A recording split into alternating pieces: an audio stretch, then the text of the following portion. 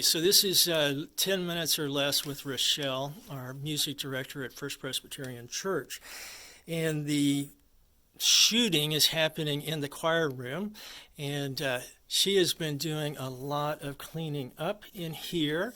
It's not yet finished, but we have time yet, and I appreciate her diligence in cleaning things out, because you know what they say, cleanliness is next to godliness. So she's been helping us be very godly in the choir room. And Rochelle, I wanted to ask you a couple of questions. First one is, tell me about the spiritual background of your childhood. Wow. Well, my parents were the founders of a Unitarian church in Germany, and they got that permission as lay people because there wasn't a Unitarian church in the area where I grew up. So that was a big part of my background. When we moved to the United States, there was a Unitarian church there, but I actually started attending a Lutheran church. So I had 3 years, both Bible camp and full-time Sunday school and church going when we were allowed to. So 4th, 5th, and 6th grade in the Lutheran church. And after that, I've wandered a bit, but I ended up at with leaving the Unitarians when they joined with the Universalists, and that was a hard decision. But I came to have a stronger Christian faith and wanted to pursue my religious ideology in a place that really worked with the Trinity and put more emphasis on the Holy Spirit and the teachings of Jesus. And look where I ended up. Great. Okay. Wanted to ask you about your family. You mentioned mother and father, Germany.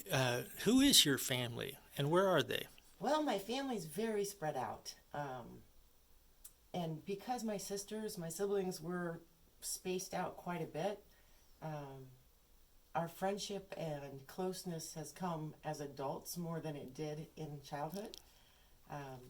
Early years, we were a family who did a lot of skiing together. That was a big thing, and a lot of music together. So we did a lot of singing, we did a lot of concert attendance, and that's how I think of my early family unit. My parents unfortunately separated when I was pretty young.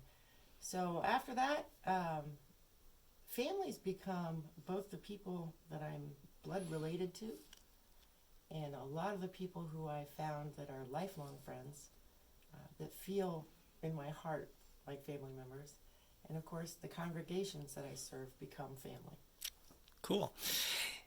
How did you get into music? Were you just kind of born into it? Was there a special influence? You said something about music in your family, but how did you get into music in as big a way as you've gotten into it?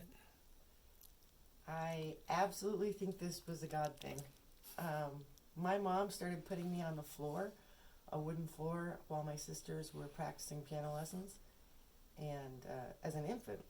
And by the time I was about, we have a picture of me at 11 months old, up at the piano and already wanting to make sounds.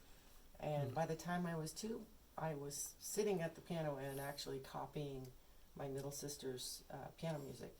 Wow. So I read music before I read words.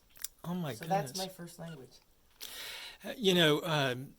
Everybody who's had a piano teacher and done all of that has had a recital, a first recital.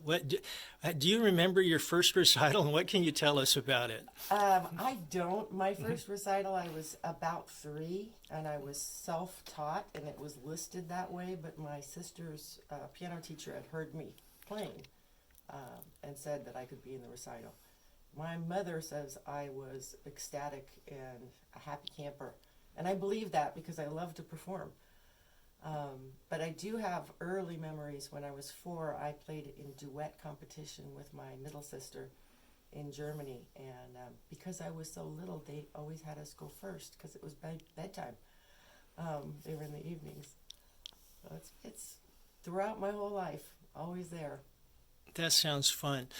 Now, for those of us who don't have a really sophisticated musical palette, this may be a somewhat irrelevant question, but I am curious about what do you think is the most challenging piece you have ever had to play? Do you think back to this was really a task, but I did it? Wow.